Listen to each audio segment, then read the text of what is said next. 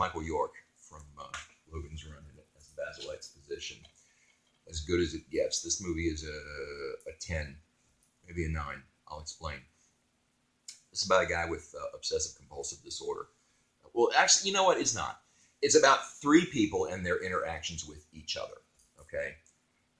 One of them, Jack Nicholson, happens to have obsessive compulsive disorder. And this movie came out in 1997 before a lot of people knew what OCD was. And it was just getting diagnosed, and it was misunderstood. And I mean, it's still an effed up condition to have. I'm not saying it's not horrible, because I suffer from it. But, I grew up and nobody knew what it was. And then I was diagnosed in like 93 with it. And then in 97, I went and saw this movie.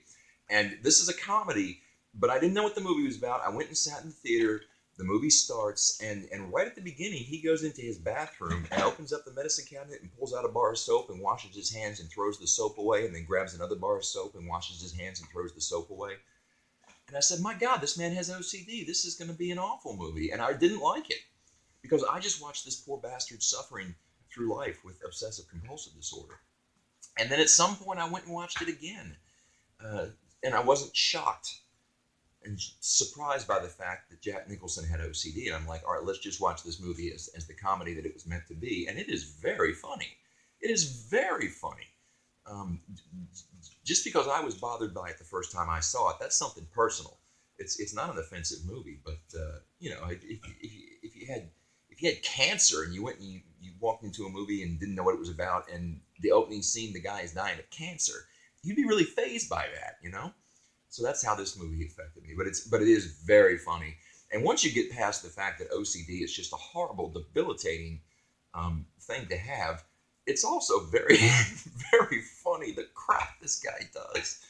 It's just really funny. And but really, it's about 3 people. It's about Jack Nicholson, Helen Hunt, and Greg Kinnear, I think. And it's about the 3 of them, and they are all effed up. And the 3 of them are forced together in life. And it's just that Jack Nicholson is so effed up that people think it's about a movie about this effed up guy and his 2 normal friends who are dealing with him. No, it's about 3 really effed up people and just coming to a head in life. And very funny. The reason it's a 10 because it's adorable, it's lovely, it's a wonderful movie to watch. It's heartwarming. The reason I say it's possibly a 9, this is something personal again. I have a real problem with the boiling alive of crabs, lobsters, and shellfish. I got a real problem with that. I think it's torture. I don't know how any human being can order a lobster at Red Lobster and live with themselves. And there's a scene in here where he orders crabs. And so that's really enough to almost knock this thing down a peg for me personally. But if you want to write that off as just me being crazy, then this is a 10. It's perfect. It's heartwarming. It's heartfelt. It's fun to watch. It's funny. It's dramatic. You will laugh out loud. You will cry. It's good. The Jackal. Here's the remake. So I showed you The Jackal from the 70s. This was the remake with Bruce Willis, shot in 97. And this was shot in Richmond, Virginia, when I lived in Richmond, Virginia. And it was interesting because you'd get up in the morning news, they would have news, sports, and weather. But then they would also have the traffic report and tell you where they were filming downtown and what streets to avoid. So, of course, we were all excited to see this when it came out because we had been shot in our neighborhood. But it's still a very good movie. And I don't know if people realize that this is a remake of a movie from the 70s, which, again, we've already discussed. But very good. Very good. And Bruce Willis is a real asshole in this one. He is a bad guy, and he's a good bad guy. I'm not going to say that because it's a spoiler. But somebody spoiled this movie for a friend of mine. And I was going to tell you the story of that, but it would have spoiled it for you, so I'm not going to do that. Saving Private Ryan. Went and saw this in the theater, watched it, was very impressed, was just as impressed as everybody else. But then I don't think I ever watched it again, and I don't think I ever, I'm not sure I've ever even watched this disc. I mean, someone who knows me gave me this disc, and it sits on the shelf, and I love the movie, but I don't think I've ever sat down and watched this again on disc. As I mentioned before, I'm not really into war movies, Westerns either. I'm not really into war movies or Westerns. It's not my thing, but it's a terrific movie. God, Godzilla. This was this Matthew Broderick was in this thing, 1998, and a lot of people said this movie sucked. And I'm not saying it was a great movie. It wasn't. But I watched it twice. It's entertaining. You know, it's Godzilla. Who doesn't like Godzilla? That's why back in the 40s and 50s they made 100 Godzilla movies, because they're just fun to watch. You know, great big lizard tearing up New York. That's fun. And this one they emphasize the French a lot. Somehow the French get involved, and there's this French spy sent to the United States. He knows the origins of the monster, and he wants to destroy it, so no one realizes that it was created by a nuclear accident caused by the French government or something like that. But it's just a silly action adventure movie, and a lot of people said it sucked. It doesn't suck. It's just, you know, it's worth watching. It's fun. It's fun. Man, I didn't think I had a lot in the 90s, but we do. Big Lebowski. Okay, Big Lebowski is one of the funniest movies ever. My mom gave me this movie, found it in Goodwill or something, sent it to me for Christmas one year. I had never heard of it. Yeah, I'm one of those guys. Who hasn't heard of The Big Lebowski? Watched it and didn't like it at all. I'm like, this is just a bunch of stoner potheads in Los Angeles. How is this supposed to be an appealing movie? I don't care about any of these characters, and they're all a bunch of just potheads. And then I watched it again and thought, oh, this is freaking hilarious. And it is. It's freaking hilarious. So I guess it just depends on your mood. Also has John Goodman in it. John Goodman cracks me up in this movie. He's this crazy Vietnam vet who hates the world and just fights everybody he meets. And it's got Steve Buscemi in it. Steve Buscemi is just a creepy little guy, isn't he? But he plays kind of a funny, innocent, likable, creepy little guy in this. But I have always mixed up William Hurt and Jeff Bridges. To this day, I can't tell you the difference. And I know this is William Hurt, but I'd have to see a picture of Jeff Bridges right now to be able to say, oh, I see the difference. I can't tell those two guys apart. Dark City. This thing came out in 98. All right, I had some technical difficulties. Had to fix the camera phone. And obviously got cold, put a sweatshirt on. But I had just finished with Big Lebowski. And we're hitting Dark City here. So Dark City came out in 98.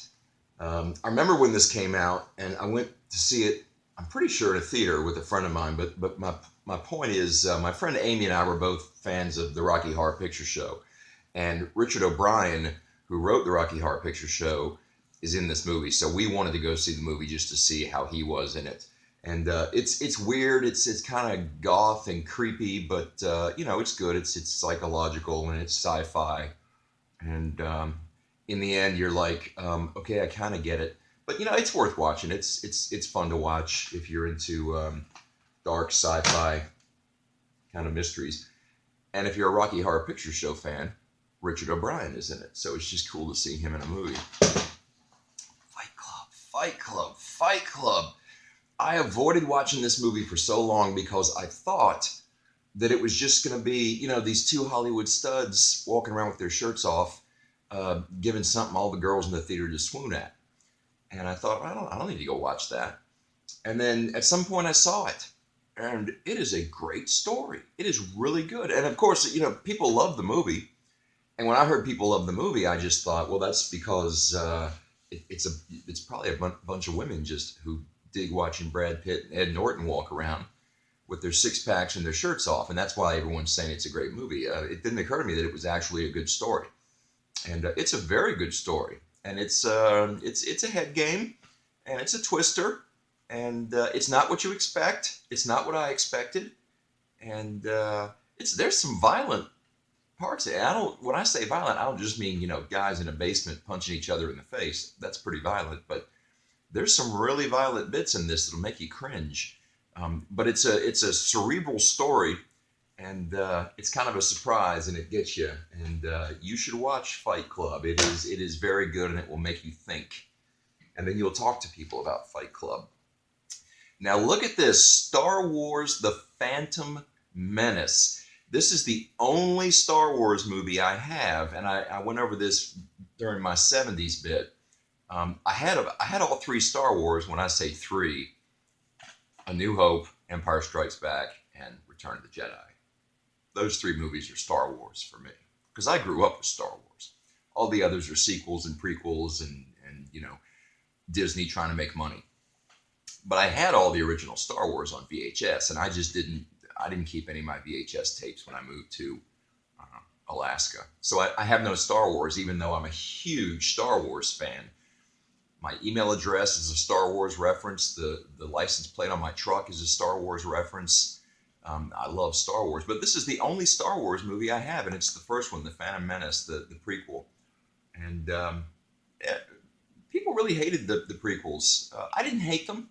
I didn't like them, but I didn't hate them. They aren't the original Star Wars for me. They are interesting to watch. What I didn't like about The Phantom Menace and the prequels was that in Star Wars, the original Star Wars, A New Hope, you get the feeling that the Force was kind of like religion.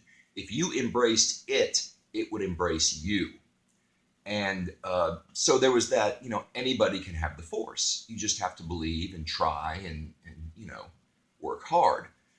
But in the prequels, they said that it was something in the bloodstream, midichlorians, and that certain people were predispositioned to having the Force.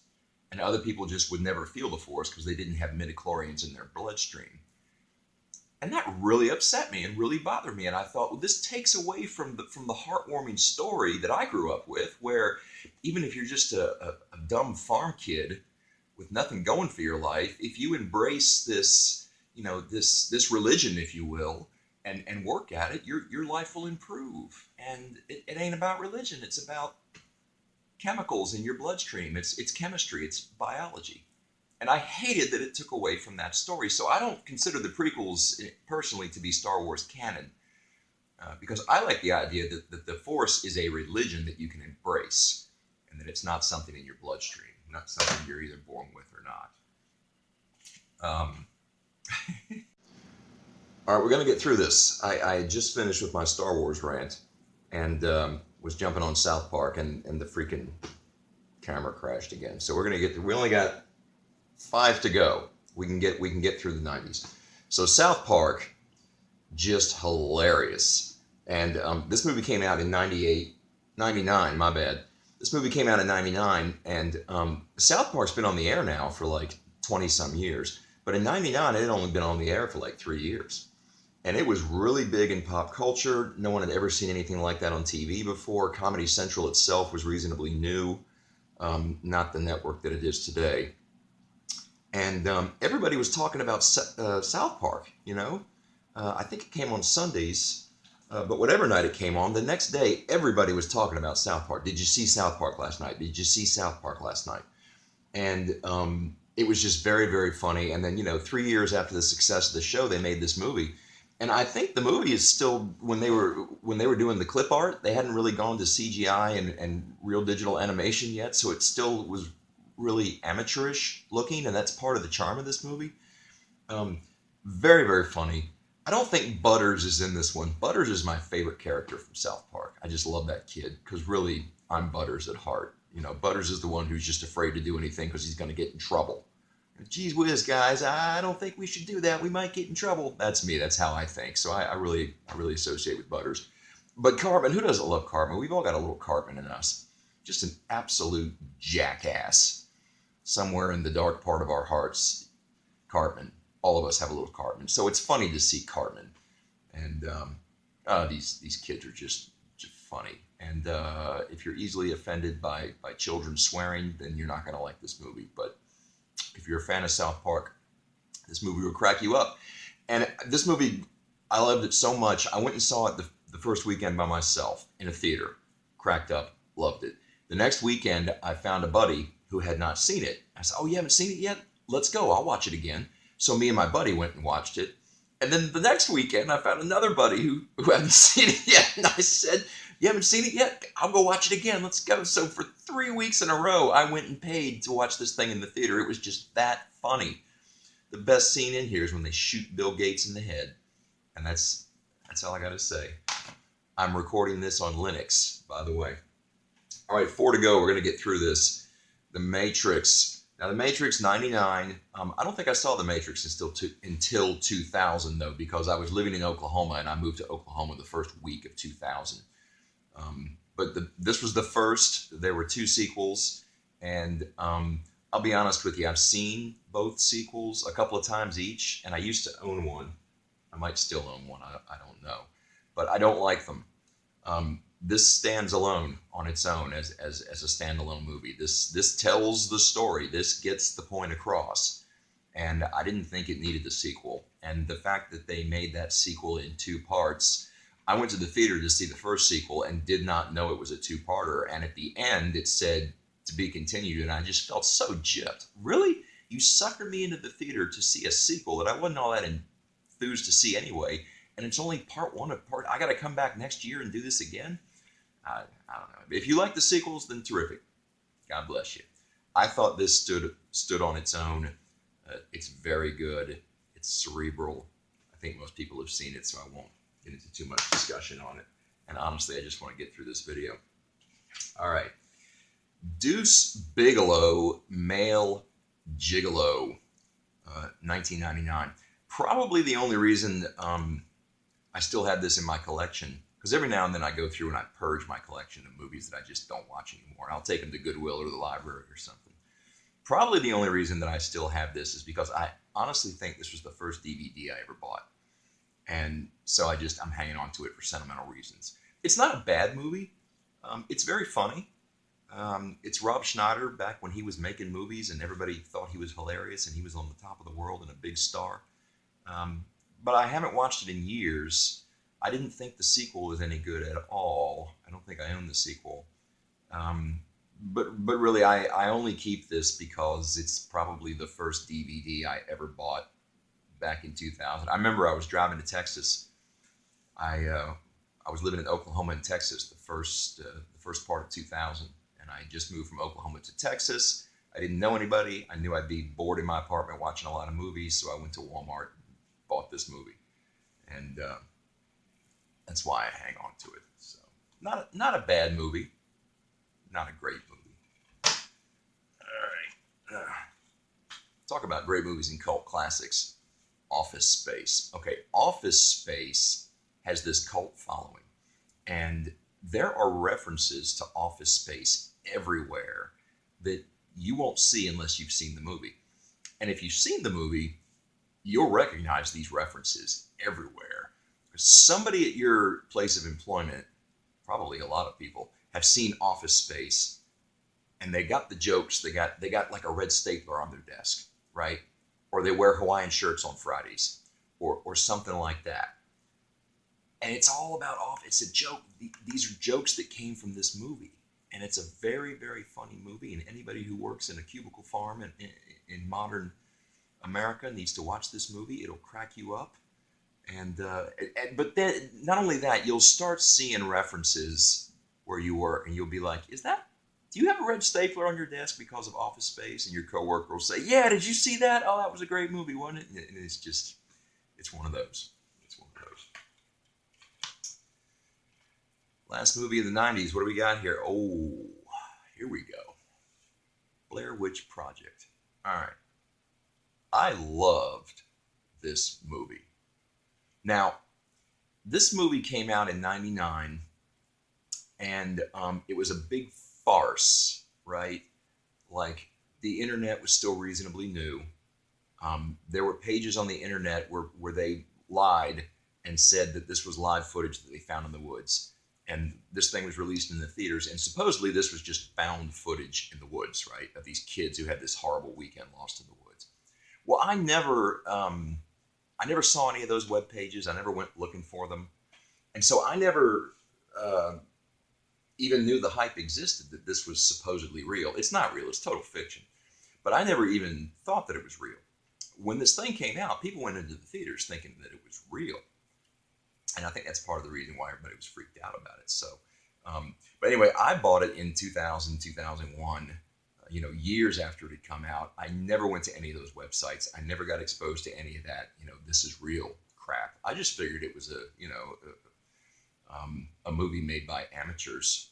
And it had gotten a lot of hype, and some people loved it and some people hated it. And I just wanted to watch it. So I watched it, and I thought it was fiction. Okay, having said that, even though I thought it was fiction and didn't for any moment at all think that it was real, it still scared the crap out of me. This movie is so scary, it will freak you out, or it won't. Some people think this movie is boring. Some people don't like this movie at all. They, oh, Blair Witch, what a dumb movie. There's not too many people in the middle.